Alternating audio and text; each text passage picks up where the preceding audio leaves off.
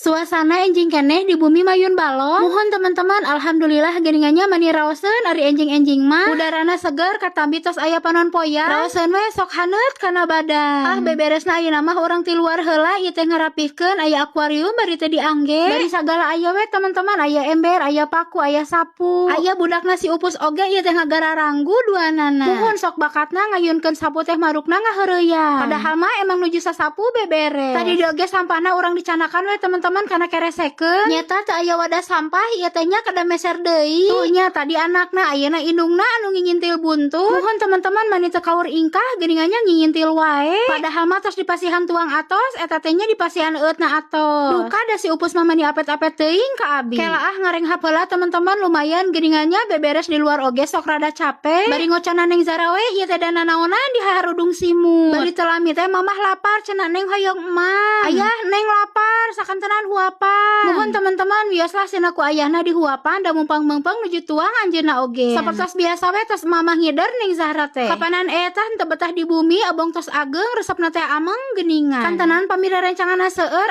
atos teh resep abi oge ningalina. Beberes di tengah bumina atos mung disapuan tadi teh teu dikepel. Tah di dieu oge abi ngagodogeun kentang anu kamari geuningan teh acan ka pasar. Lumayan we kitu aya kangge rencang engke sia. Meser kentangna oge kentang asa kamari teh mung dihaneutkeun deui ku abi teh digodogkeun. Nyata pamih teu digodogkeun deui kita teuas ngabubukeunna kapanan kamari disimpenna dina lomari es. Mohon biasana mah pamih bade ngadamel perkedel teh sok meser atahna digoreng geuningan. Nyata hasilna teh sok enak lemut pisan kitu pamih digoreng mah. Benten sareng dikulub sok kadang ngagarareunil keneh kitu aya nu atas. Pamih kentangna tos bubuk teh hilap oge ngagoreng bawang bodas bawang beureum sareng bawang daunna oge urang sami digoreng saheabeun we ulah lami teuing. Mohon teman-teman pamih abi mah resepna teh kieu ararasak sadayana. Janten perkedelna teh raos kitunya henteu bau bawang atas sareng sok awet oge henteu babari hasem geuningan. Tadi dieu bawangna sareng bawang daunna kantun dicampurkeun kana kentangna. Hilap oge ditambihan bumbu aya atumbulan, teras uyah, aya roiko saali sareng ngangge minyak wijen sacakapna. Duka da teman-teman pamih ngangge minyak wijen sok raos kitu tah seungi. Aroma penafsu makan pokona mah. Tadi dieu kentangna atos dibumbuan ayeuna mah kantun dicetak. Teh hilap oge kukumbahnya teman-teman kokocok panangan heula tadi teh. Manis sararae ieu mah perkedelna teh dara remplon. Perkedel tos beres dicetak ayeuna mah urang ngocok endogna. Teh hilap oge dipurulkan uyah saalit ame aya rasaan. Tadina bade ngangge minyak anu tilas ngagoreng daging tapi sok koneng geuningan. Mohon nyata teman-teman pamih ngagoreng anu tilas daging teh sok katinggalina tos tutung padahal mah teu acan. Tah ngagoreng perkedelna oge teu kadah lami teuing nya teman-teman soalna kapanan sadayana tos ararasa. Saatos koneng kecoklatan sapertos kieu tos we dijahit. Atos perkedel teh ieu mah raos dituang sareng sangu haneut sareng sambal bangar.